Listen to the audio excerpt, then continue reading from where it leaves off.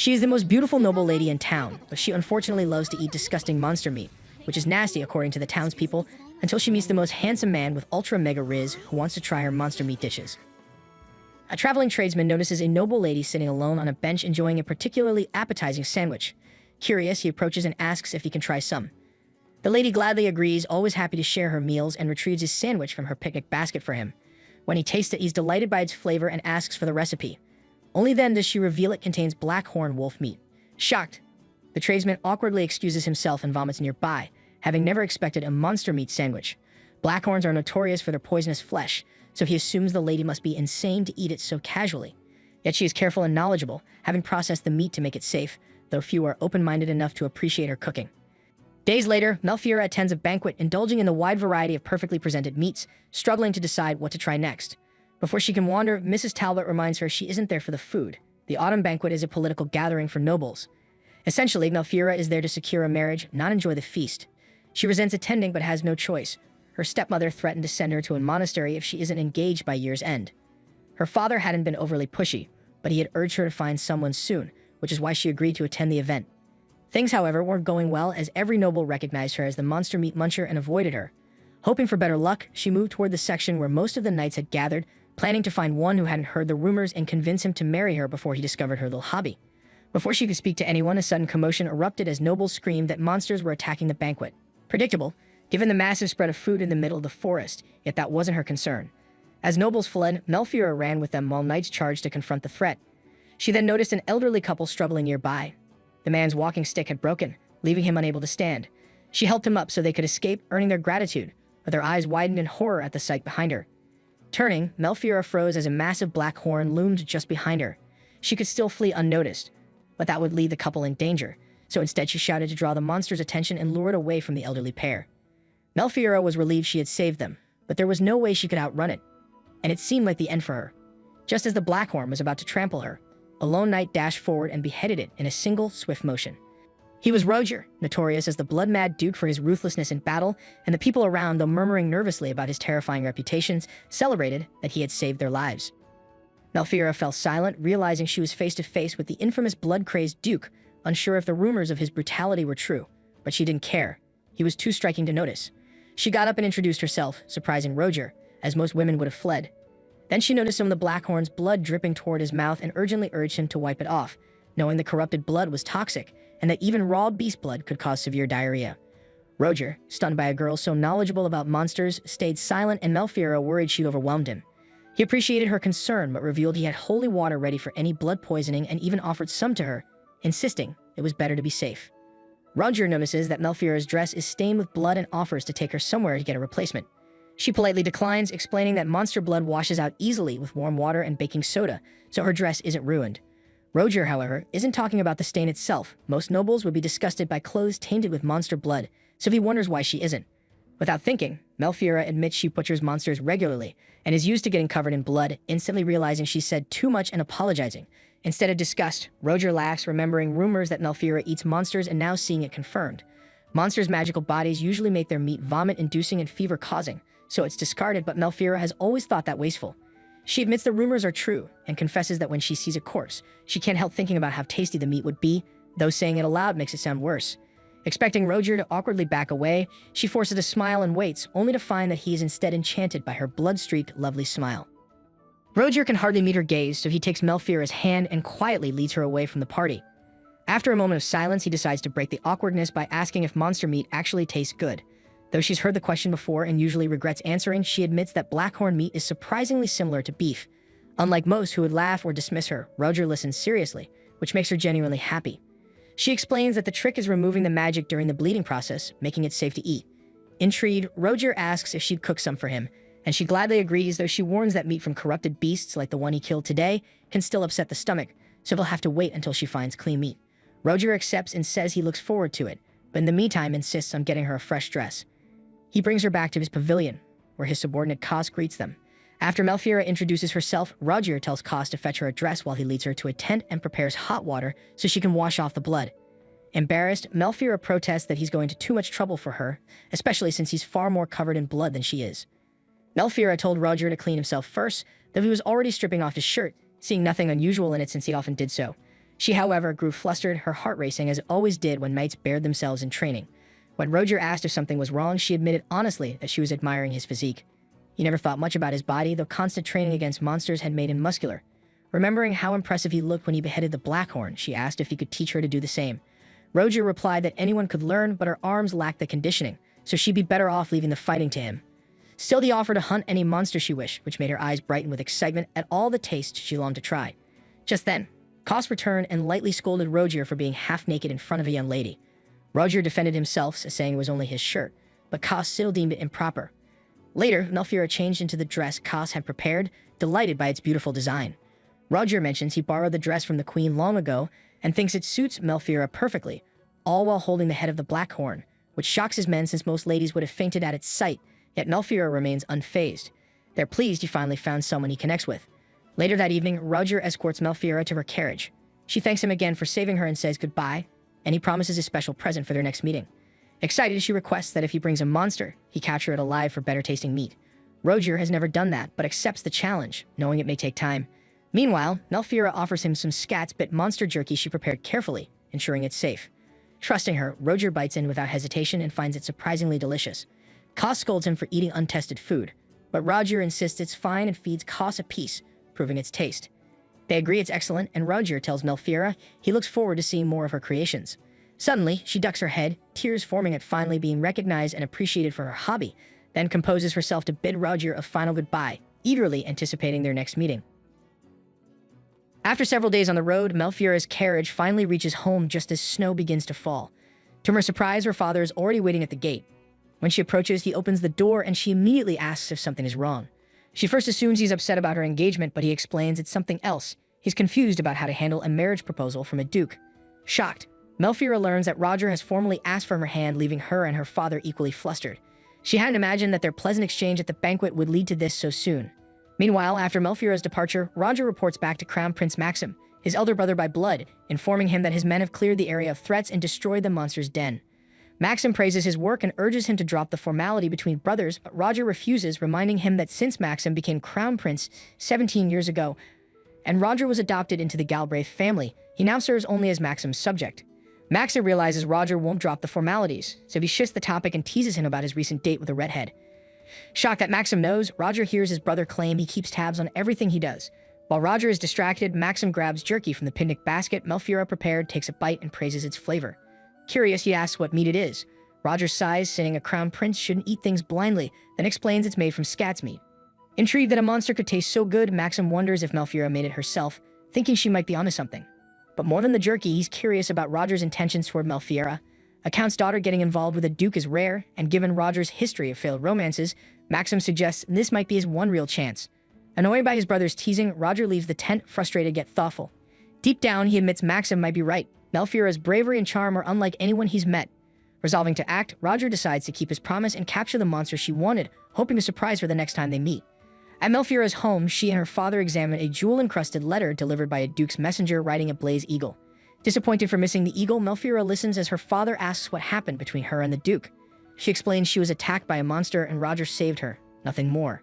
Her father doubts it, especially since Roger, whom she barely knew before the banquet, is now proposing marriage. Reading the letter, Melfiora recognizes Roger's tone as he fondly recalls their time together, but she suspects hidden motives. Her father reminds her she can refuse, though rejecting a duke requires a strong excuse. Later that night, while rereading the letter, Melfiora realizes Roger shares her unusual love for monster meat and assumes he wants to bond over it. As she grips the letter, glowing magic reveals a secret note. Roger plans to visit her before winter ends, specifically tomorrow, the 18th. Her father panics and Melfiora, equally flustered, wonders what Roger truly intends, though worrying now seems pointless. The next morning, Melfiora's stepmother bursts into her room, shocked to see her still in her nightgown. Melfiora quickly lies, claiming she was waiting for Celia to help her choose an outfit, though she'd only just woken up before Celia arrived.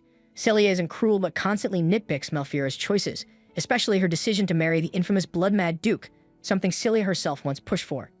Ignoring her, Melfiora silently lets her maids dress her until a thunderous roar echoes outside. She rushes to the window and spots a flock of glacial dragons, Roger's no doubt.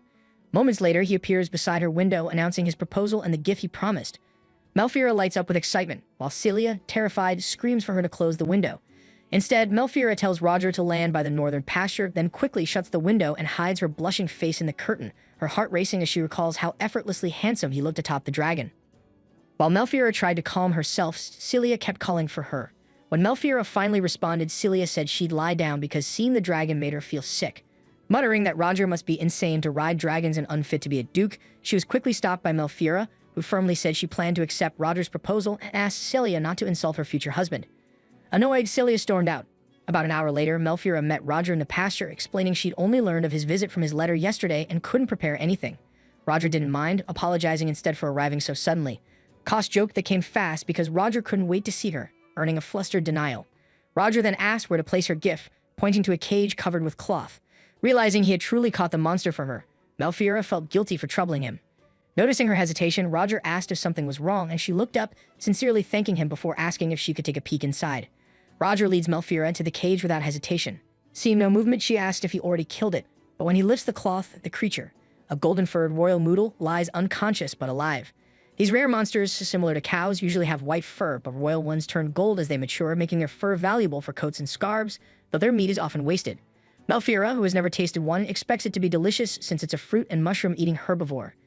Impressed by its rarity, she asks if Roger is sure about giving her something so precious. He assures her he wouldn't have caught it alive otherwise. Overjoyed, Melfiora thanks him, thrilled she can prepare it however she likes. Her excitement leaves Roger flustered while Koss and the others quietly watch. Shortly after, her father arrives to greet Roger and thank him for the long trip. Roger apologizes for the sudden visit, explaining he wanted her answer to his proposal before winter. Melfiora, still caught up in joy, almost forgets the reason for his visit. She then asks her father to allow Roger's dragons to hunt in the mountains. He agrees but is puzzled, thinking the moodle was supposed to be food for the dragons. Melfiora reveals the moodle is actually for her, surprising her father since he didn't think Roger knew about her hobby. She explains Roger went out of his way just to taste her monster cooking and asks for permission to open a research facility to prepare the noodles. Her father worries Roger might be disturbed by her butchering monsters, but Roger assures him he understands her and knows the rumors, yet still wishes to propose. Delighted, her father welcomes Roger warmly. Before resting, Roger mentions he needs to handle his gift since it's still alive, the living moodle Melfiora asked him to capture. Roger expresses interest in watching the preparation, so her father tells Melfiora to take him to her facility. Riding dragons toward it, Melfiora enjoys the experience but feels uneasy. When Roger senses her hesitation, she claims it's just first-time nerves, though she's actually anxious about how they'll react after seeing her prepare the monster meat, uncertain if he'll truly accept her. When Roger arrives at the lab, he notices an ancient magic circle on the floor. Curious, he asks Melfiora about it, and she explains it was her mother's creation, though she's made some improvements. It's what she uses to process monster meat. Roger finds the idea brilliant, but doubts the circle alone could drain a monster's magic. Melfiora then mentions another tool and retrieves a quartz flask from the storage shed, explaining it draws both mana and blood when she channels magic through it, turning it colorful in the process. Impressed by her craftsmanship, Roger listens as Melfiora asks a favor. She wants to see Amuse's sword behead a monster again. Later, as she prepares to begin, she admits cleaning the mood alone would take too long. Roger signals his subordinates, and the knights efficiently strip the creature in minutes, leaving piles of soft golden fur. Admiring it briefly, Melfiora focuses back on the task. Roger removes his jacket and asks if she's ready. She prays for the creature and vows not to waste its meat before activating the circle and giving him the signal to strike. With a swift, precise swing, Roger severs the mood's head before Melfiora can even follow his movement. As the creature falls, she begins extracting its blood and magic, chanting over a flask that quickly fills. It's her first time handling a beast this large, and the excess magic blood causes the flask to crack. Unable to stop mid-spell, she panics until Rogier swiftly replaces it with another, allowing her to finish the extraction perfectly. Though relieved, Rogier is puzzled that the carcass hasn't shrunk, and Melfiora explains her spell only drains blood, keeping other moisture to preserve flavor. Impressed, Rogier asks about the spell's origin, and she tells him it was her mother's creation from 17 years ago, born during a famine when the land was barren and people starved. Her mother sought to make monsters a sustainable food source, and Melfiora now continues that work, hoping to refine the process so anyone could use it to turn monsters from threats into nourishment. After her mother's passing, Melfiora took on the challenge herself, though she admits she enjoys sampling rare monsters occasionally. Roger senses her noble intentions but raises another question, lifting the flask of magic blood to ask its purpose. Melfiora casually explains she uses its energy to light fires and power lamps, enough to last 2 months before refilling. Roger is stunned that's all she does with it. When she asks if there's another use, he bursts into laughter, realizing she doesn't understand what she's achieved. He tells her she's done what even royal mages couldn't, extracting and storing pure magic essence in a bottle, something that could become a weapon of mass destruction in the wrong hands. Melfiora is shocked, realizing she's unknowingly created something dangerous, but Rogier reassures her, saying he knows she'd never harm anyone. Relieved, he jokes that he's glad the rumors about her drinking blood aren't true since her mesmerizing hair almost had him thinking she might be a vampire. Flustered by his words, Melfiora blurts out how dazzling he looked riding his dragon, leaving both red-faced and silent. The awkward moment lingers until Koss cuts in, reminding them there's still work to do, prompting the two to hurriedly move along. Melfiora later approaches Rogier with a hunting permit. Since the dragon wasn't satisfied after eating the mood's organs, Rogier needs to hunt more monsters before it becomes fussy.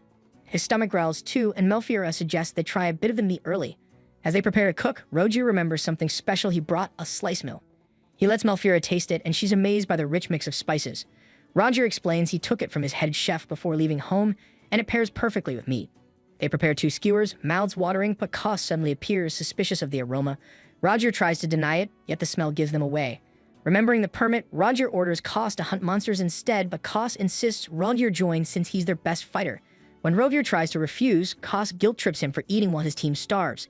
Sighing, Rogier agrees to make a skewer for him too, only for Koss to reveal the whole team is already there. Rogier prepares a skewer for each of them, and when his is finally ready, Koss stops him from eating, saying it must first be tested for poison. Koss takes the first bite, and to his surprise, the meat tastes far better than expected, tender, rich, and melting in his mouth. Belf is pleased, while Rogier grows impatient from hunger, urging Koss to declare it safe. Amused, Koss teases him, saying true safety can only be confirmed after hours, but no one wants to wait that long. Melfiora, exasperated, declares that if anyone gets sick, she'll make the medicine herself. Assured, everyone digs in and enjoys the incredible flavor, with Melfiora amazed by how good it turned out. Rogier praises her as a genius for making monster meat taste divine, though she humbly credits her mother's research. He insists her own skill made it possible. Rogier and his comrades had eaten monster meat only when supplies ran out during missions, but it always tasted awful since none of them knew how to prepare it. After tasting Melfiora's version, he asked his men what they thought, and they all agreed she was a culinary genius. As they grilled more skewers, Rogier reached for a third one, only for Melfiora to call his name. Thinking she was about to scold him for overeating, he quickly said he could still finish dinner later, but she had something else in mind. She wanted him to come to the lab. Following her inside, Rogier entered a cluttered old room filled with research materials. Melfiora apologized for the mess, but he assured her it was normal for labs to look that way. While looking around, he noticed several scats bit spikes and asked about them. She explained they were used for trapping monsters she studied. Rogier was surprised that she could craft traps, but she said the knights or local hunters sometimes helped her, though she'd often hunted alone. Shocked, Rogier asked if the townsfolk disapproved of her research, and Melfiora admitted they did, explaining that people still refuse to accept the idea of eating monster meat. Despite her mother once saving the starving masses by making monster meat edible, people refused to accept the truth, calling it taboo and denying the research that kept them alive. Rogier admires Melfiora's strength for continuing her mother's work despite constant ridicule, though he knows the criticism still hurts her. Wondering why she persists, he asks her directly, and she responds by asking if he remembers the incident from 17 years ago. He says he could never forget. It's why he was adopted into the Galbraith family. Realizing how painful the topic must be, Rogier gently takes her hand and guides her to the sofa so she won't have to face him as she speaks. He reminds her he came to propose, explaining that he already knows of her family's controversy, but doesn't want her to abandon her research. If she marries him, she could continue freely with Galria's support. Melfiora stiffens and offers to teach him everything about her research instead, saying there's no need to marry her for that. But Rogier insists she's misunderstood. He wants to learn about her, not her work. Admitting he's hardly the ideal partner as the infamous blood-mad Duke, he asks what she truly thinks of him. Melfiora can only stare, stunned, realizing she had been wrong all along. Rogier didn't pursue her for her research, but because he genuinely liked her. Rogier asks what she thinks of him as a partner. Melfiora hasn't really considered it before, but marrying him wouldn't be a bad idea. Her father had already agreed she could marry a knight, so a duke would be even better. The thought of spending every day with someone like Rogier makes her heart race, yet she hesitates, worried she'd look inferior beside him and damage his image. Still, the offer is too tempting. She asks why he chose her when he could have any woman of high status, doubting his family would accept her given the rumors about her and the stigma surrounding monster meat. Rogier interrupts, assuring her his people would welcome her.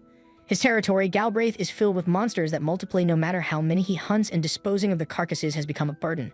To him, monsters are mere pests, but hearing Melfiora speak passionately about eating them changed his view.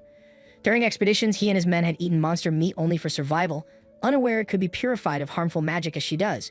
Rogier believes turning nuisance monsters into food will benefit his people, and Melfiora feels overjoyed that her research could help others.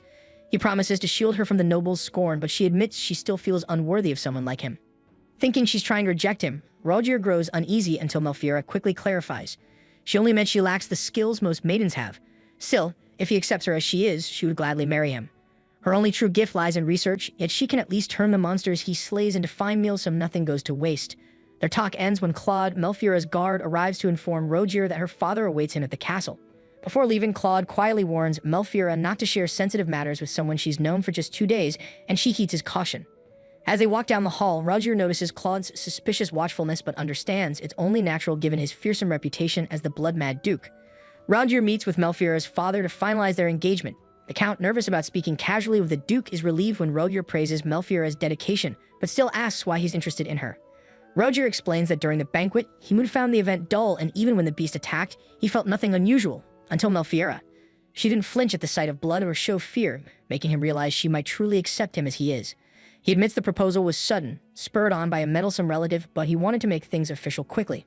Before signing the contract, the Count asks if that's really his only reason.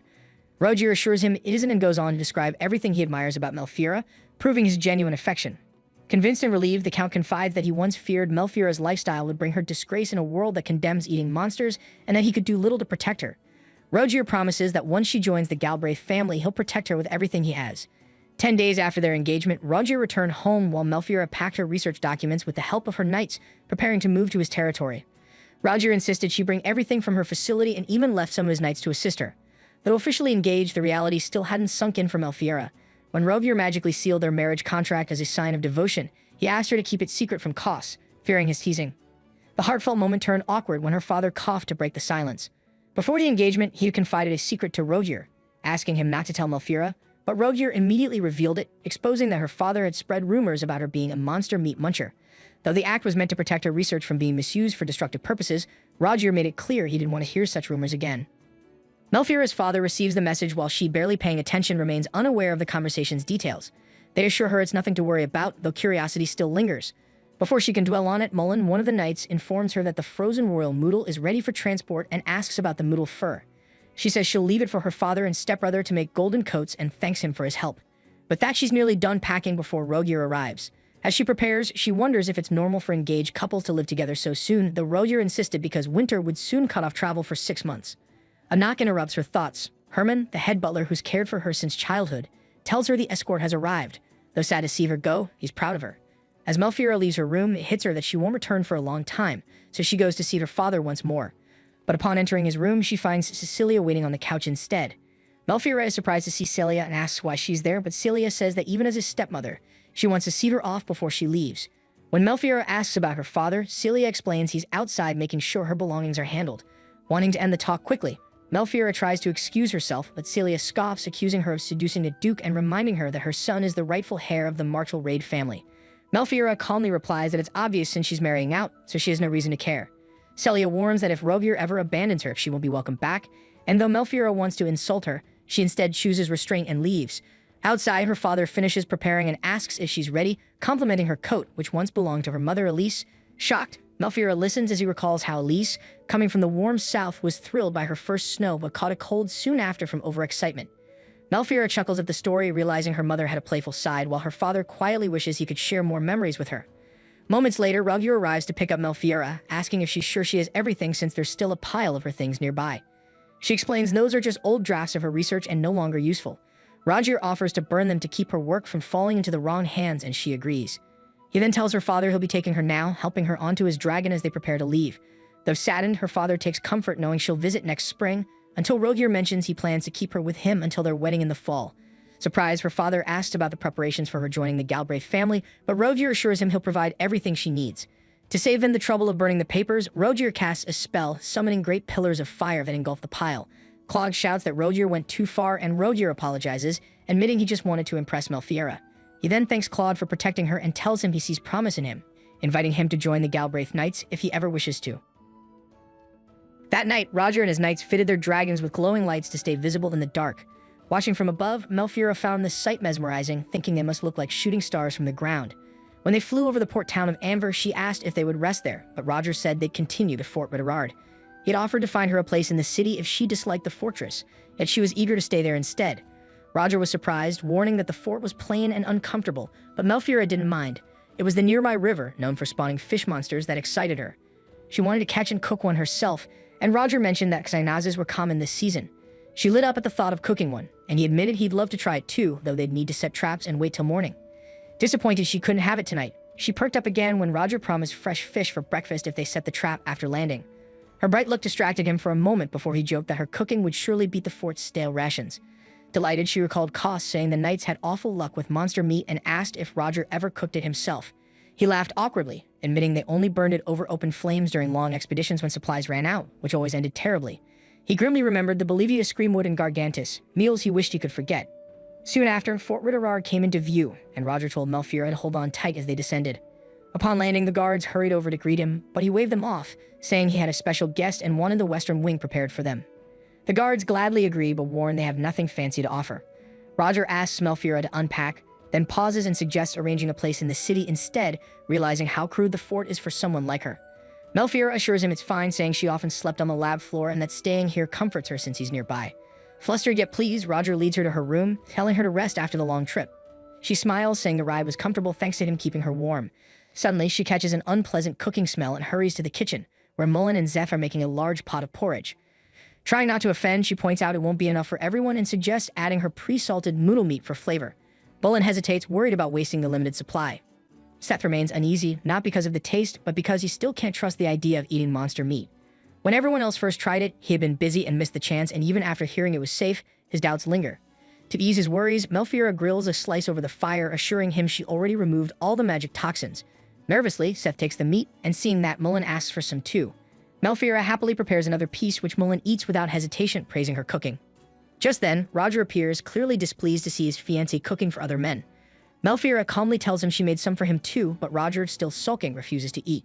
Not wanting it to go to waste, she recalls how her maid used to feed her stubborn little brother and decides to do the same, telling Roger to open wide. Startled, he obeys instinctively, and she slips the meat into his mouth. Melfiora asks Roger what he thinks, and he admits the meat is so good he can't stay mad. Since Roger and Mullen already ate theirs, Zeph tries it too and is surprised by how tasty it is. Pleased, Melfiora asks them to help mix the noodle meat into the porridge. That night, the knights are amazed by the flavor and their spirits lift. Roger praises Melfiora's cooking, but she modestly says she only diced and fried the meat before adding it in. Still, Roger is impressed. Realizing Melfiora hasn't eaten yet, he offers her a spoonful, telling her to open wide. Blushing, she remembers doing the same to him earlier and tries to refuse, but he insists, so she lets him feed her. She enjoys it and says she can handle the rest, yet Roger playfully feeds her again. When they finish, he tells her he wants to talk. Specifically, he wants her to stop addressing him so formally, which makes Melfiora realize how often she uses his title. Now that they're engaged, she decides there's no need for formalities and agrees to call him by name. Hearing it so sweetly warms Roger's heart, but suddenly his eyes flash gold and he winces in pain. Ralph panics and calls for help, yet Roger stops Mullen, saying it's fine. He just lost control of his magic for a moment and only has a slight headache. Melfiora worries it's because of the monster meat she gave him, but Mullen reassures her it's not her fault. Roger's magic is simply immense, and though his body can hold more than most, it still has limits. He just needs to release some of it. To ease her concern, Roger suggests hunting fish monsters to burn off his excess power, planning to leave in the morning with Mullen accompanying him. Even so, Melfiora can't shake her fear, knowing that like monsters, humans with too much magic can become poisoned and lose their minds, the same fate that once claimed her mother. As a child, Melfiora's last memory of her mother was watching her fade away in bed, trying to stay strong despite the inevitable. Her mother explained that her powerful magic often went out of control if not released, leaving her sick and bedridden. When Melfiora asked how she could help, her mother smiled proudly but was already beyond saving. After her death, rumors spread that monster meat caused her demise, but Melfiora knew the truth. An incomplete spell had made her mother absorb the monster's magic instead of purging it. Determined to honor her memory, Melfiora continued her mother's research and learned that human bodies, being weaker than monsters, die easily from magic toxins after long exposure. Had she realized this sooner, she might have saved her mother. Now, she vows to protect Roger from the same fate. Later, Melfiora wakes in bed, confused, remembering only that she had been desperately searching for a way to save him. Realizing she must have fallen asleep on the floor, Melfiora figures Roger carried her to bed and blushed in embarrassment. After getting up to find him, she spots him calmly drinking tea in the dining area. When she asks if he's all right, Roger assures her he's fine. His magic isn't strong enough to cause any toxins yet. To prove it, he presses his forehead to hers, showing he has no fever. Relieved, but noticing his body feels cold, she listens as he explains he got soaked catching the monster fish he mentioned last night. Feeling guilty for making him go out in the cold, she says she's more worried about warming him up than seeing the fish. Roger pulls her close, saying this will keep him warm, and though her face turns red, she secretly enjoys being in his arms. Melfiora asks if Roger has already killed the fish, but he replies that it's still alive in the metal net he set by the river. Excited, she says she wants to start preparing the Xanas since dawn is near, and Roger agrees to join her. She protests, feeling bad that he hasn't slept after staying up all night catching it, but he insists he's fine and jokingly says a hug would make him feel better. Embarrassed, she says she hasn't bathed yet, but he laughs that he's probably dirtier after all the work. When she turns away in fluster, Roger hugs her from behind, making her even more embarrassed. At that moment, Seth walks in, greets them awkwardly, and quickly turns away, sensing he interrupted something. Later, when the knights wake up, Melfira tells them she plans to cook the Xanas for breakfast and asks for flour and oil to fry it. Seth volunteers to fetch the ingredients while she and Roger head to the river. As they walk, Roger asks if she has everything ready as she cheerfully shows him the magic circles drawn on oil paper. Curious, he listens as she explains she couldn't draw the circle by the river since the water would wash it away, so this was the best alternative. After reaching the river, Roger tells Melfira to stay back since the Xanas is still dangerous. He orders the knights to pull up the net and warns them to be careful, explaining that monster fish are powerful in water and could easily break bones with a single hit. While he instructs the knights on how to haul it safely, Melfira can't help but admire how confident and commanding Roger looks. When the Xanas finally surfaces, she's stunned by its massive size. It's far more impressive than any illustration she's seen, and she eagerly tries to get closer. Roger stops her, reminding her that one wrong move could cost her an arm. Once the creature is out of the water, Roger asks if she's ready for him to behead it, but Melfira insists on doing it herself. Thinking it's just a fish, she lifts the sword only to find it too heavy and realizes she can't possibly manage it. Roger reassures her not to feel bad since mastering the sword takes time and says she can leave this part to him, though he admits he's never killed a fish before. Curious about the proper method, he asks for her guidance, and Melfira explains that the first step is to blind the Xanas, since fish stop moving when they can't see. Melfira covers Xana's eye with a cloth, making it go still as expected, then tells Roger to proceed with the next step, stab behind the eyes and above the gills to destroy its brain. Roger follows her directions, and after a brief struggle, the light fades from the creature's eyes, signaling its death. Melfira then surrounds the body with magic circles and begins the extraction. Xana's magic energy is dense, but since there's little blood, the process goes smoothly and she finishes without issue. She hands the flask of collected energy to Roger, and though she originally planned to have him behead the fish, she hesitates, not wanting to rely on him too much. Instead, she asks if he can teach her how to do it herself. Roger chuckles, saying he doesn't mind handling it since helping with her cooking makes him happy. Melfira is touched, admitting she enjoys having him around, unlike back home where she always worked alone. After the knights reposition the Xanas, Roger prepares to behead it, but pauses to ask if there's anything specific she wants him to consider before he begins. Melfira advises Roger to start from the point he marked earlier and slice diagonally toward the gills, a difficult angle for most, but effortless for a swordsman of his skill. His precise cut leaves the flesh untouched, astonishing Melfira and the watching knights. Later, they return to the fortress where Zeth finishes setting up the outdoor cooking area, explaining that the kitchen is too small.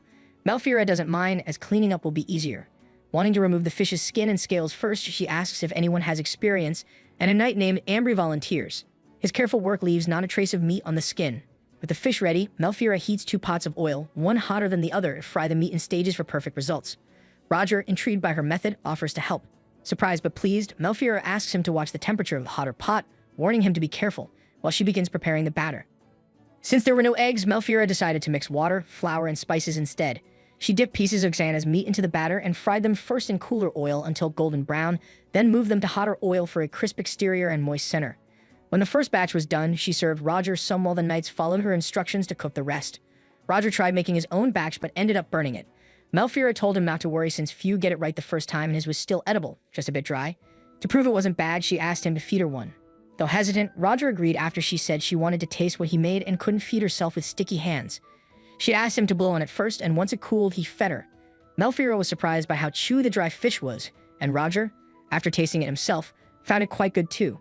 Then they tried the moist ones, and Melfira loved their soft, fluffy texture. Melfira couldn't decide whether to make the chewy dry fish she liked or the moist one, so Roger suggested making both, knowing the knights would have mixed preferences. They prepared plenty of each, and as expected, many knights favored Roger's dry version, which proved ideal as food rations for missions. Realizing its usefulness, Melfira thanked him, but Roger brushed it off as an accident. He then asked if she was all right after standing all morning, and she assured him she was fine and enjoying his company. Pleased, Roger noticed knights carrying dishes inside and asked why the tables weren't set outdoors.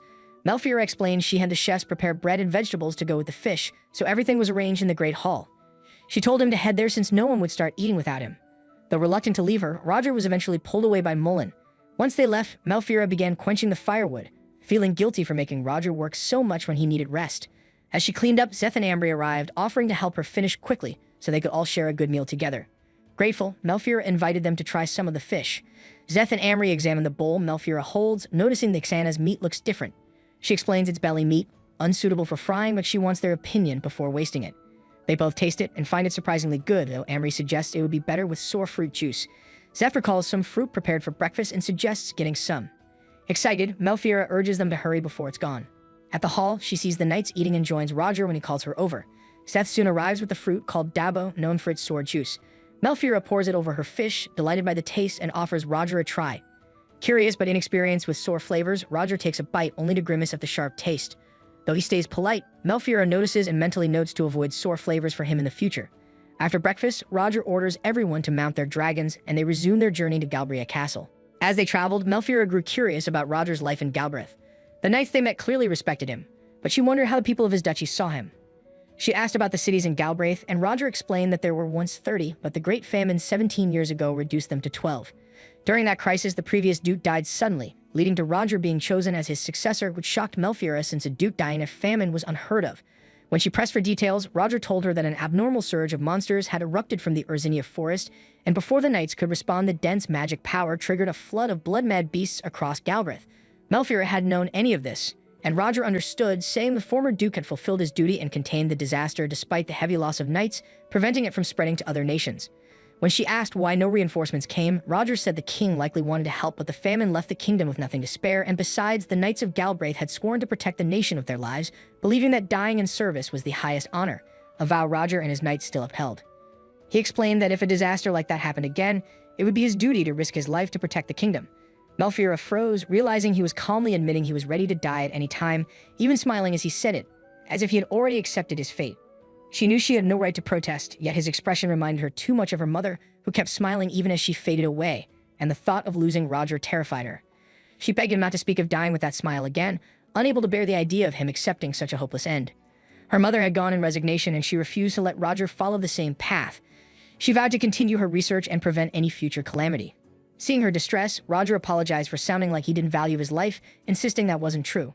But that wasn't the only reason she was upset. Their lives were now tied together, and she wanted to share his burdens. Taking his hand, she declared that even if she wasn't a knight, she would do everything she could to ensure tragedy never touched him. Roger, struck by her seriousness and moved by her concern, could only tell her he couldn't allow her to be put in danger for his sake. Melfiora isn't asking Roger to fight like a knight. She knows she can't match him or the others in battle, but she believes her research can still support them and wants him to rely on her. Seeing tears build in her eyes, Roger pulls her into a hug and gently tells her not to cry, understanding her feelings even though death has always been a natural part of a knight's path for him. When he asks if she wants to hear about his past, she eagerly agrees. He explains that he was the second son of the previous king and had a good relationship with his older brother Maxim, yet their treatment differed drastically. Maxim, blessed with golden hair and purple eyes like the wise King Maximus, was praised as the second coming of the great sage, while Roger's eyes drew attention for storing excess magic energy, often causing uncontrolled bursts that damaged parts of the castle. Maxim was admired for his intelligence, but Roger was seen as a troublemaker and grew up feeling like a failure. Though he eventually learned to endure the magic in his body, the title of Outcrop Prince stuck, and people kept their distance. The only ones unafraid to approach him were the knights, and eventually Kos was assigned to watch over him. Roger remembers Kos constantly criticizing him, yet Kos was the first knight to swear loyalty, and their rough start eventually turned into a close friendship. Kos could have joined the royal guards like his father, but instead chose to stay with Roger and followed him to the Galbraith territory when Roger became a duke.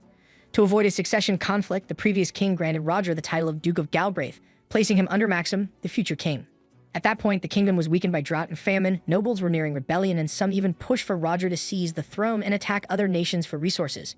Tension rose between the pro-war and anti-war factions, and Kos's father lost his life amid the turmoil, while rumors spread about monsters overrunning Galbraith. Reaching his limit, Roger confronted Maxim and offered to give up his claim to the throne, choosing to take on the ducal role so Maxim could rule and the people's suffering could end. Though Maxim regretted seeing Roger carry such a heavy burden so young, he knew there was no other option. They consulted their father and soon informed the nobles that the king would abdicate, with Maxim taking the throne and Roger becoming the Duke of Galbraith. The brothers then pursued their new duties, and years later Roger requested a meeting. He argued that the Galbraith knights deserved better rewards for their risks, and Maxim agreed, proposing that any knight who served 5 years could earn a promotion into the royal guard. Roger approved, believing it would raise morale. He then brought up the waste of discarded monster parts, noting their value in claws, hides, and horns, and suggested the castle buy them from the knights. Maxim accepted, promising good payment for quality materials. Roger's efforts greatly improved the region, though he knew success came easier because he was the king's brother. To Melfiora, his achievements were remarkable, and to Roger, they were worth risking his life to protect. Melfiora stops him and insists they should focus on preventing another cataclysm instead of sacrificing his life. Roger doubts it can be done, but she explains her research on extracting magic toxins from living creatures and believes that if she can apply it properly, she could stop monsters from going mad, removing the need for him to risk himself. Roger is taken aback, realizing he never considered that possibility. She adds that if she perfects the method, she might even reverse the madness and make monster meat edible again, which makes Roger smile because only Melfiora would think about new cooking ideas at a time like this, and it's one of the reasons he loves her. He kisses her forehead, leaving her so startled she nearly faints, and while she assumes he's teasing, he assures her his feelings are real. As they fly, Roger notices they are nearing Galbraith territory above the vast ozone forest, too large for him to navigate without a map. Melfiora mentions rumors that the forest is filled with monsters, and Roger confirms it. The land is rich with magic ores, and the soil is so saturated with mana that only monsters thrive there. Melfiora is about to question Roger when he suddenly senses danger and tells her to get off his lap. She obeys just before Mullen radios in, warning that a flock of Bergum is closing in. Roger stays composed, orders the knights into formation, and prepares for evasive flight. Curious after hearing they're being chased, Melfiora looks back and is horrified by the monster's appearance. When Mullen reports they're accelerating, Roger tells everyone to prepare to speed up and gives Melfiora wind goggles. He apologizes that her first visit turned into an attack, but she takes it in stride, and though Roger is puzzled why the Bergun would attack a large group. With no time to dwell on it, he tells her to hold tight and launches acceleration magic, followed by the knights. Melfiora marvels at their speed before realizing the ground is getting uncomfortably close. Roger pulls up at the last moment to avoid a crash, terrifying Melfiora so much she nearly screams. Trying to distract herself, she imagines how good the birds would taste, only to panic again when she realizes they might be thinking the same about her. The flock keeps tailing them, and although Roger would normally fall back to handle them, he refuses to risk Melfiora's safety.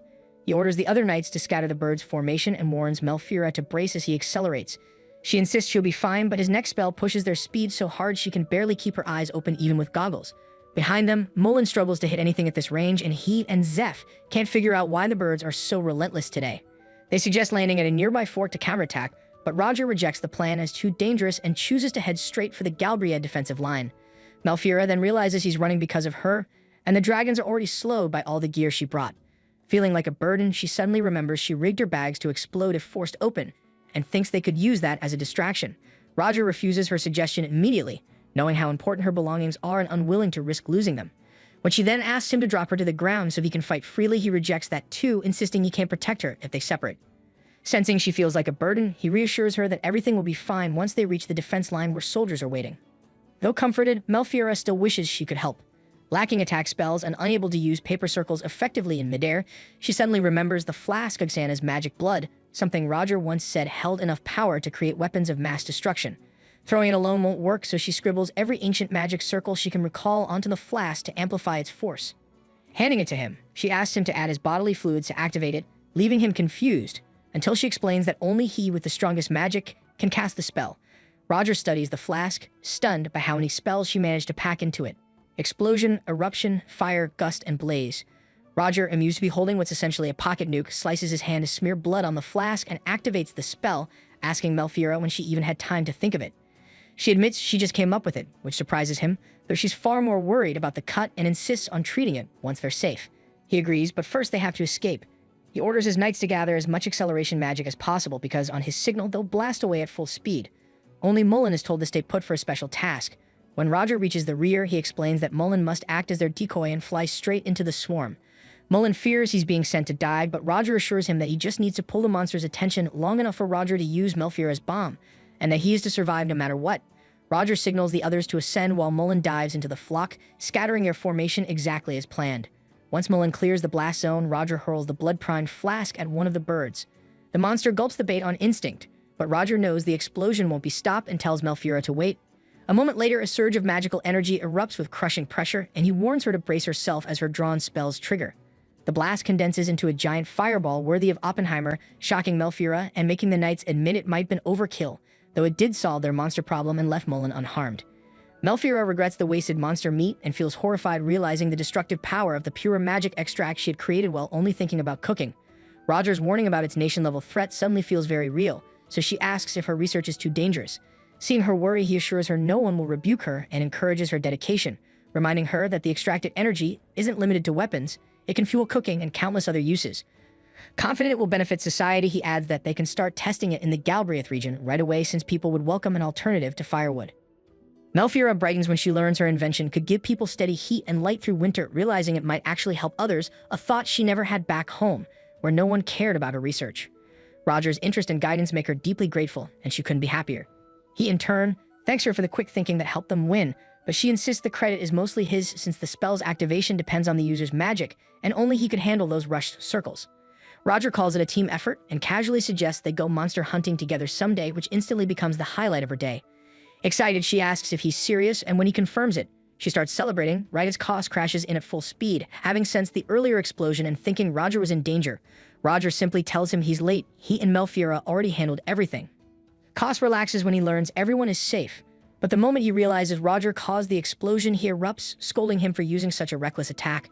Melfiora timidly raises her hand to confess she was actually the one who made it, but the soldiers accompanying Koss arrive first and immediately swarm her, thrilled to finally meet Roger's bride. Their sudden wave of compliments leaves her flustered, unused to so much kindness. The group then reaches the Galbraith Midley, where Roger's castle, formerly a fortress built to fend off monster attacks, stands at its center. Melfiora finds its fortress-like design strange until Roger explains the city was once a defensive outpost, still called a fortress city by some. Curious, she asks if monsters can still reach this far, and Roger admits they occasionally wander in, though far less than before, making life mostly peaceful. As she admires the towering walls unlike anything from her home, he adds that the forest used to sit much closer until he pulled the defense line back. People first settled here because the former Duke used it as his base, but fear of monsters still lingered, and the cataclysm only made things worse. Looking down from the walls, Melfiora notices scorched ground and assumes it's the aftermath of Roger defending the city, though he insists it isn't as serious as it looks. Ready to enter, Roger sends Mullen to alert the guards to open the main gate and tells Koss to bring Melfiora's luggage to the castle later. He then carries her through the entrance, explaining they must fly through the tunnel because a magic barrier is active to stop aerial monsters. She's impressed, but since the barrier drains mana, they can't keep it up constantly. It was likely activated after news of the monster flock, which makes her uneasy about another attack, though nothing is certain. To be cautious, Roger advises they stay alert for the rest of the day, and finally welcomes her to his city. Once they arrive, Melfiora checks her luggage at Roger's request, only to keep feeling the stare of his dragon. She's unsettled until she realizes it isn't watching her. It's fixated on the leftover royal moodle meat in Roger's hand. Feeling sorry for the creature, she asks him to let it have some. Roger hesitates, wanting to save the meat for later, but gives in when he sees how eager his dragon is. After feeding it, he welcomes Melfiora to his castle. Crossing the bridge, she notices the moat filled with bactafish, monsters used to clean waste, and briefly wonders if they might taste as good as Xana's. Then she catches her reflection in the water and panics at how frizzy her hair has become from the chase. Not wanting to meet anyone looking like a mess, she hurriedly calls out to Roger, saying she has a question. Roger pauses to hear her out, and his calm reaction to her messy hair makes Melfiora momentarily question whether she's overthinking, though she quickly reminds herself that a duke's wife must look presentable. As he waits for her explanation, he notices she's sitting by the moat and assumes she's curious about the bacta, casually mentioning how tasty bacta fish are when stewed. Distracted, Melfiora excitedly admits she's never tried one before, and when Roger offers to let her taste one, she happily agrees before realizing she's gone completely off topic. She finally explains that she wants to tidy herself up before being introduced to everyone and needs a room for that. Realizing his oversight, Roger immediately calls Mullen, orders him to summon the Blanche Course, and apologizes for not having any chambermaids since the castle hasn't had a duchess in ages. The Blanche Corps, a squad of female knights, arrives, and Roger instructs them to treat Melfiora with proper respect. Their captain, Blanche, greets her warmly, leaving Melfiora stunned by her striking appearance. The two remaining knights, Vice Captain Natalie and Lillian, listen as Roger explains that Melfiora just finished her first flight and needs help recovering. Blanche immediately agrees. Melfiora then asks Roger when he plans to introduce her to everyone, and he decides dinner will be best, giving her a few hours to prepare. As she turns to leave, Roger takes her hand, removes his glove, and kisses it, leaving her flushed with embarrassment since the knights are watching. He reminds her it's nothing shocking, they are engaged, and points out his room nearby if she ever needs him. After he leaves, Natalie calls Melfiora over and invites her into her new room. Melfiora is stunned by how beautiful it is, but hesitates at the door, afraid her dirty shoes will stain the soft carpet. Blanche notices and simply lifts her up and carries her to a chair, which flusters Melfiora even more. Blanche kneels to massage her feet, but Melfiora quickly insists on doing it herself. As she removes her boots, Natalie and Lillian ask if she wants any sweets, yet she politely declines, not wanting to trouble them and assuring them she can manage on her own. Blanche rejects the idea of stepping back, insisting that Roger entrusted them with protecting Melfiora and they intend to honor that as her knights. She offers her sword as a pledge of loyalty, and when Melfiora draws it, she notices the same insignia Roger carried the day he saved her. Returning the blade, Melfiora says Roger chose them for a reason, which is enough for her trust, but reminds them they know little about each other and that a sword is a knight's life, not something to hand to a stranger. She admits they must have heard the rumors about her, yet she promised Roger she would prove herself and has already decided how to serve this region. Until she earns the title of Duchess of Galbraith, she asks Blanche not to offer her blade again. Blanche accepts this and vows to become a knight worthy of serving her, earning Melfiora's gratitude. As Blanche sheathes her sword, Melfiora asks if it was forged by the same maker as Roger's. Blanche says all their blades come from a mid-lake smith and wonders why she asks. Melfiora explains she wants a sword of her own and hopes Blanche can introduce her to the smith. Blanche initially refuses Melfeira's request, but gives in when Melfeira insists she at least mention the Smith family. Later, while offering to brush Melfeira's hair, Blanche discovers its overwhelming volume and apologizes, worried she can't manage it alone. Melfeira begs her to continue because Roger likes her hair fluffy, surprising Blanche enough to commit to fully untangling and perfuming it before dinner. As she gathers her tools, Melfeira feels guilty for distracting her, but Blanche reassures her she used to brush her daughter's hair often. Shocked to learn Blanche has a family, Melfeira listens as she explains she has 2 children, including a daughter who wants to be a knight like her.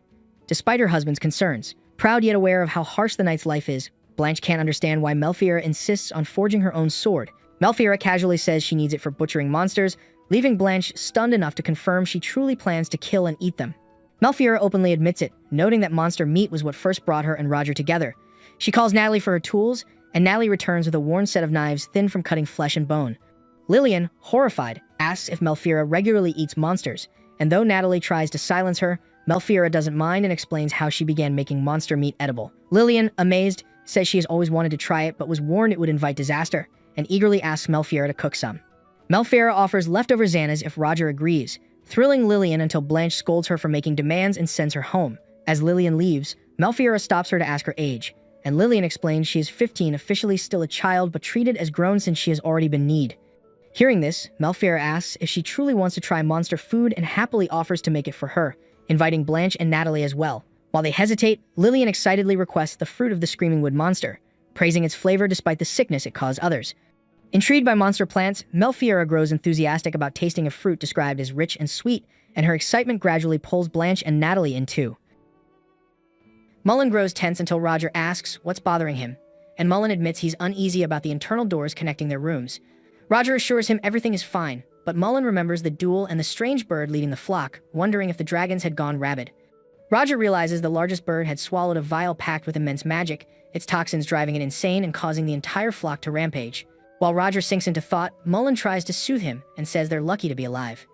He praises Melfeira's magic circle, believing her forbidden talent comes from kindness, because without it, they'd be dead. He adds that Roger will need loyal allies like Mula to protect her. Roger suddenly steps toward him oddly, startling Mullen, who asks why he's staring. Roger says he wants to talk about the terrifying spell, but Cass enters, and Roger mistakes him for an assassin, charges, and is immediately stopped and bonked on the head. Cass scolds him for using acceleration magic to rush Melfeira to Shield's room. Roger apologizes and says Melfeira just needs rest, admitting he panicked and brought chambermaids used to serving nobles. Cass teases him about loving her, and Roger openly says he does and wants to marry her. After the maids leave, Roger complains about Cass making his own mother act as a maid, but Cass insists she's the most trustworthy since she once cared for Roger as a child. Mullen, confused why his sister is involved when she's only a baker, hears Cass explain she took over the family bakery after her brother became a knight and that this job is temporary. Roger quietly admits Cass's decisions make sense despite his calculating nature. Cass then casts a barrier around them and demands the truth about the spell, accusing Roger of merging with the Ozone forest out of love and calling him things like walking volcano. Roger stays hurt and silent. Cass asks if anyone else noticed, unsure himself, then turns to Mullen. Mullen hesitates, not understanding fully, but Cass reveals the spell that wiped out the flock was actually created by Melfeira. Stunned, Mullen listens as Roger explains she used the Xanasa's magic they ate that morning and packed the vial with every spell she could think of before he activated it. Mullen is awestruck, as Roger says modern spells are simplified and ancient spirit-based magic is mostly lost, yet she still taught herself and drew that complex magic circle. Roger tells Cass to protect her research, and Cass says he already added extra seals to the vial with the royal model's magic. Relieved, Roger asks Mullen to keep everything secret for now. Mullen agrees and asks why him, and Roger says he wants him to protect Melfeira with Blanche's company and return to being a dragon knight if needed.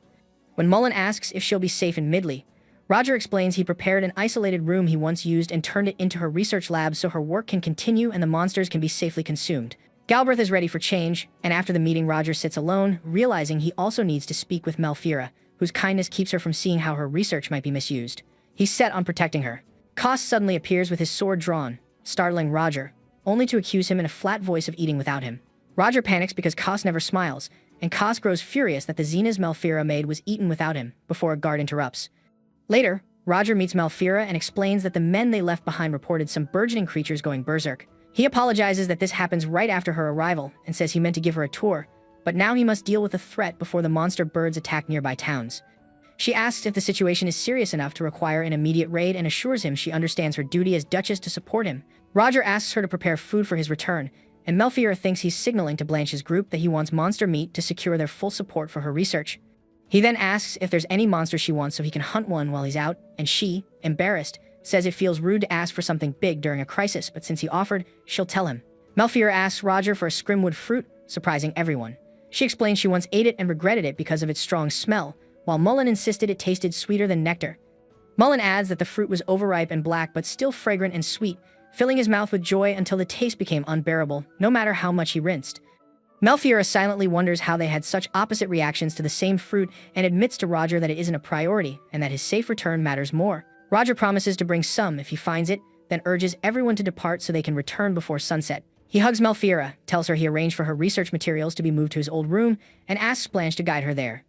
The next morning, Melfiera is deeply worried about Roger after yesterday's violent attack from a rabid flock of flying monsters, frustrated that she can only wait instead of helping like before. Blanche calmly reassures her that Roger will return soon and encourages her to eat breakfast.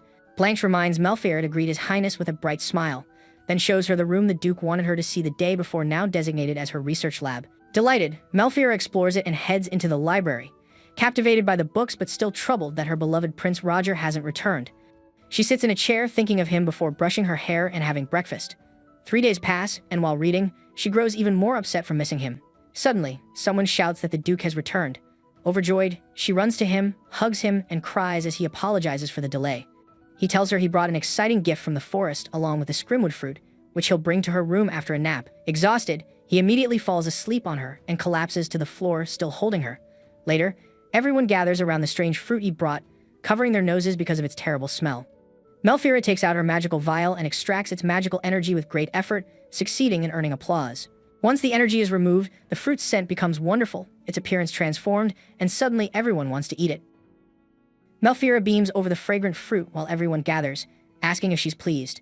She explains she has drained most of the magic from the flesh, but the core still holds the real power, so they must remove it quickly and measure the remaining energy with her tool. Her skill amazes everyone, confirming her reputation as a young genius. She tries to peel the fruit but struggles, and Lillian steps in, only to fail as well. The captain shows her the proper technique, piercing the fruit's thick skin so Lillian can continue. Melfiera gently praises her before they ask how the device works. She explains that the needle's tiny hole draws in the magic, activating the tool's inner circle to show the energy level. When they ask if she designed it, she says yes, her dream is for everyone to safely eat monsters without keeping the knowledge to herself, and the tool's visual display makes that possible. Just then, the device flares bright red, and Melfiera wonders if the fruit still holds far more magic than she expected and decides they must remove the seed at once. The Knight Commander slices the fruit down to its core, releasing a shockingly sweet aroma unlike the bland, green-tinted one they ate weeks before. Melfiera quickly analyzes it, worrying the red fruit might be unripe and toxic enough to cause diarrhea or acute gastroenteritis, but after removing the seed and checking again, she finds no danger. Relieved, everyone celebrates, and Melfiera prepares to taste it first, the jelly-like flesh glistening, but the Knight Captain stops her and insists on testing it himself. The group then argues over who should risk their life for the others, only for Lillian to quietly scoop a bite without asking. She declares it incredibly sweet, and soon everyone eats, amazed by the flavor missing from the previous fruit. After enjoying the moment together, they thank the princess, who reminds them they are like siblings, and everything they achieve is because they support one another. She admits she would have been helpless without remembering Mulan's advice and is grateful for them all. She plans to present the fruit to the Duke, while Lillian secretly wonders whether he will actually enjoy it. Melfiera confidently insists he will love the fruit because it tastes wonderful, adding that she's eager to let the Duke try it too so he can forget his own bad experience with it. She sets out a board to shield the cut surface from the air and keep the fruit fresh, then places the flask used for extracting magic energy on top to cool it, leaving the others stunned. Realizing she had doubted her, Blanche apologizes for misjudging her despite her vow of loyalty, but Melfiera laughs and brushes it off, saying they simply don't know her well yet. Jokingly, she claims she intends to commit evil deeds, which horrifies them until she clarifies that she means things like slamming windows, spreading dragon dung, or hogging tasty monsters. Lillian pretends to sob at her outrageous threats, and Melfiera pushes the joke further by saying she might even eat a dragon and then declares she hates the Duke before heading back right as Roger appears, hears her words, and demands an explanation, leaving her frozen in fear. He calls the situation unfortunate and gently asks if he did something to earn her anger. She quickly says it was only hypothetical and that she could never hate him, but he answers that being hated is nothing new to him. Before he can sink further, Melfiera cuts in, insisting she would never feel that way and realizing too late that her careless words might have hurt him. Blanche steps forward to explain that she was the one who pushed Melfiera into that line of talk, asking about her kindness and what misdeeds she might commit to judge whether she was fit to stand by his side. Malfeira begs them not to expose everything, only for Lillian to finish the story by saying Malfeira simply wanted to taste the Scrimwood fruit and share its sweetness with him. Malfeira burns with embarrassment, thinking that they aren't wrong, but it's humiliating to hear it aloud, and Lillian makes it worse by teasing that she wants to see that bright, love-struck smile Malfeira showed earlier when talking about Prince Roger. Mortified, Malfeira nearly collapses from the scandalous suggestion while Roger, who had been secretly listening the whole time, bursts into laughter. When she tries to flee, he catches her, apologizing for teasing her after already knowing everything. She apologizes too, saying she shouldn't have said such things even as a joke. Roger admits that even though he knew she was teasing, hearing her say she hated him still hurt, despite his own fault in Eve's fall. When Malfeira wonders how he got inside, he explains that his room is linked to hers by a hidden door he usually keeps locked, but something inside his cloak woke up and pushed him to come. He reveals a tiny lost puppy, and her delight is immediate. Knowing it was separated from its parents, they decide to search for them and bring them back. Roger tells her the first Duke once kept a grown beast of the same kind, making it the family's symbol. When she asks to feed it monster meat, he agrees to give it dragon meat and orders Blanche's group to fetch some. As things calm down, he tells Melora they can finally relax, but she becomes flustered when he says touching her hair soothes him more than petting the puppy.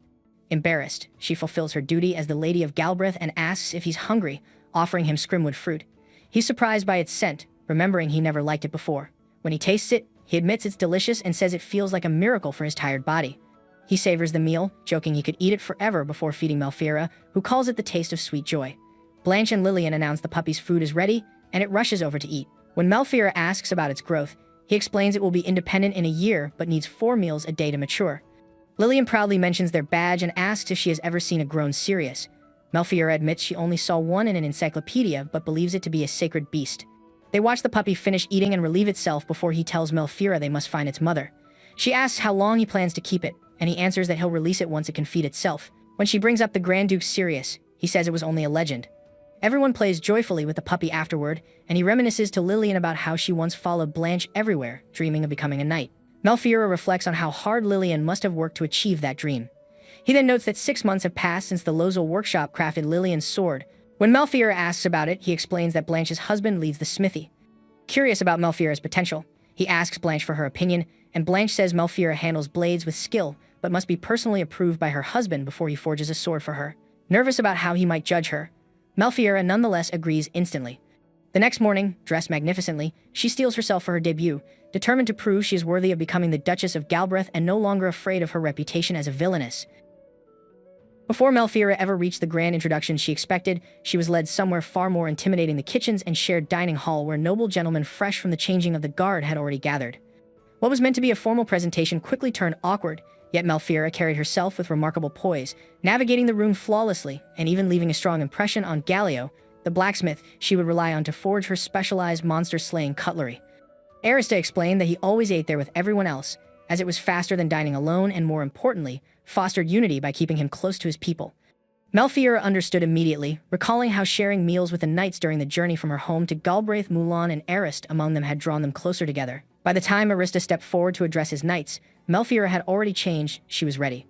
Though deeply embarrassed and wishing she could hide, she stood her ground as Arista announced his engagement to a noble woman from the north, the eldest daughter of the Count of Malch. Arista reassured her she looked beautiful, and despite her flushed cheeks, Malfeira faced the room with quiet strength, proving she was no longer the same girl she once was. Surrounded by people far taller than her, she realizes she cannot see or address everyone at once, so Aristide promptly lifts her onto his shoulders to give her a clear view, which only heightens her nerves, yet she still introduces herself with the composure expected of a noblewoman, explaining that she no longer truly belongs to her former home and that this land will be where she rests in death, making it her new home, and that she intends to learn its customs. A declaration that is met with a brief, heavy silence before the crowd warms and celebrates her. Gathering close to greet her, teasing Aristide, and inviting her to stay for lunch, an invitation Malfeira delights in as she happily samples the many different dishes, leaving her utterly content, while Aristide, the happiest of all, declares that they will eat there often and spend their joyful days together, to her great delight and the mild awkwardness of the assembled gentlemen, whose curiosity soon turns to how the couple met, particularly how Aristide won her over, prompting him to fall quiet and uneasy until Malfeira cheerfully recounts how he saved her from a monster, shocking and thrilling her so deeply that seeing him bloodied yet skilled and resolute made her fall completely in love, a candid retelling that only deepens the gentleman's discomfort. They were not alone for long, as Gallio soon arrived, a towering, massive man who was Blanche's husband, the blacksmith whose favor Malfeira needed to earn since he would be forging her next sword and knives for hunting monsters. He was not there merely to eat. He had come to judge whether she was worthy of his craftsmanship. Arist introduced her, half apologizing that Galeo's personality could not be changed and asking him not to treat his fiancée too harshly. Galeo presented what he had brought with him. Liquor made from kistil, an extremely poisonous snake, carefully preserved into a drink that had to be consumed as a test. Melfiera showed no fear, calmly remarking that she knew of kistil from books, which earned a serious look from Galeo as he explained that he put his soul into everything he made and would only offer it to someone deserving. Without hesitation, Melfiera took the glass and drank it straight, astonishing Kyo's Diesel, who knew the liquor was supposed to be diluted with hot water first. Despite this, it had no effect on her at all, leaving Galeo both shocked and uneasy. Unbothered, Melfiera suggested they continue drinking, turning it into a contest of endurance, and as the moment carried on, the group also enjoyed the food she had prepared. The monsters and knights were delighted and showed no discomfort even after learning they were eating monsters, with Galeo enjoying himself the most as he grew a little drunk until his wife Blanchett tracked him down, clearly suspecting he had slipped off alone on a delivery, grabbed him by the neck, apologized to Princess Aristide, and dragged him away, though she ended up the happiest of all for having passed Galeo's test, as he cheerfully told her she could bring him his knives or anything else whenever she wished. The next day, Aristide visited Melfiera to check on her and leaned in close, touching his forehead to hers to see if she had a fever, only to find she was perfectly fine and untouched by the exotic drinks. Sounds from outside the window revealed the celestial wolf cub practicing its ability to run through the air, prompting lighthearted jokes, though Kios remained anxious, warning that no matter how cute the cub looked, it was still a monster and too young to be there. Aristide agreed they should find the cub's mother and return it to the depths of the forest, and as Kios watched Melfiera and Aristide together with the little wolf, he realized they were equally troublesome and perfectly matched. Thus began Melfiera's life in her new home with Aristide, who soon planned a journey into the forest to find the cub's mother and invited Melfiera along, much to her delight, as she eagerly anticipated meeting new monsters, tasting them, and turning them into dishes, happy to continue her research beside Aristide while living joyfully as his wife. If you're enjoying the journey of this series, please hit that like and subscribe button and turn on that notification bell so you don't miss any updates. All of your support helps me to keep bringing more high-quality recaps.